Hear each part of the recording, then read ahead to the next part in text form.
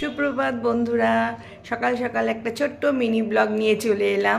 দেখো, এটা আমার গার্ডেনে বোগনভেলিয়া ফুলটা আরও বেশি ব্রাইট হয়ে গেছে।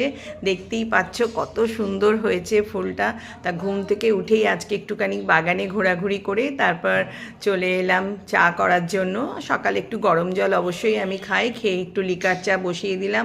তো লিকার চা তিনজনেই খাবো, ছেলে আমি হাজব্যান্ড তিনজনেই খাবো। তো তিনজনের জন্য চা করে নিলাম, চা করে বসে যাবো এবার লিকার চা খেয়ে তারপরে অন্য কাজে লাগবো। কারণ আজকের একটুখানি মানে কি চায়ের টাইমটা বেশি দিয়েছি খাবার জন্য, কারণ ছেলে আজকে লাঞ্চ নিয়ে যাবে না, ওর খাওয়া দাওয়া আছে। তো একটু গল্প করতে করতে লিকার চা খেয়ে তারপরে তো ব্রেকফাস্ট করতেই হবে, সবাইকে ব্রেকফাস্ট দিতে হবে। তো ব্রেকফাস্টে বেশিরভাগ দিন আমি রুটিই বানাই। তো রুটি ডিম সেদ্ধ করে নিয়েছি আর আলুর তরকারি করেছি। আলুর তরকারি মানে আলুটাকে সেদ্ধ করে রেখে দিয়েছিলাম।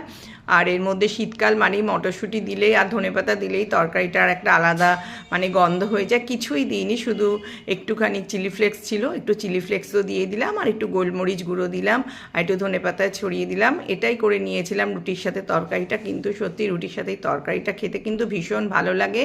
আর সাথে তো ডিম সেদ্ধই ছিল আর রুটি। এটাই ছিল আজকের ব্রেকফাস্ট। আজকের গল্পটা এইটুকুই থাক, আবার পরে তোমাদের সাথে আরও অনেক গল্প করব।